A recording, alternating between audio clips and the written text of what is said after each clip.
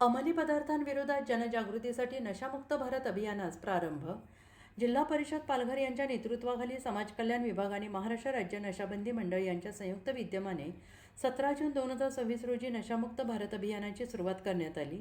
अभियानाच्या प्रारंभी जिल्हा परिषद कार्यालयातील अधिकारी आणि कर्मचाऱ्यांनी अंमली पदार्थांपासून दूर राहण्याची प्रतिज्ञा घेतली.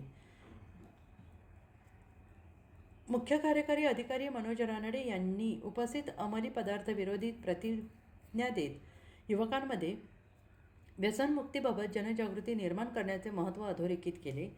युवकांनी अंमली पदार्थांच्या आकर्षणापासून दूर राहून निरोगी, सुदृढ आणि जबाबदार नागरिक बनावे असे आवाहन त्यांनी केले.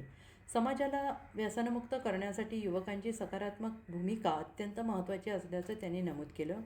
आणि या कार्यक्रमाला अतिरिक्त मुख्य कार्यकारी अधिकारी राजेंद्र पाटील, उपमुख्य कार्यकारी अधिकारी सामान्य प्रशासन इजाज अहमद शेख, जिल्हा समाज कल्याण अधिकारी डॉक्टर प्रकाश हसनाळकर, महाराष्ट्र राज्य नशाबंदी मंडळाचे समन्वयक मिलिंद पाटील तसेच विविध विभागांचे प्रमुख उपस्थित होते.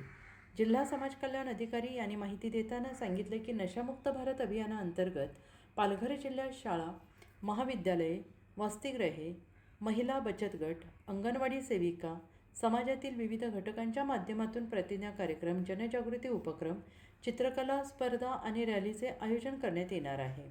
या कार्यक्रमाला जिल्हा परिषदेचे अधिकारी आणि कर्मचारी मोठ्या संख्येने उपस्थित होते.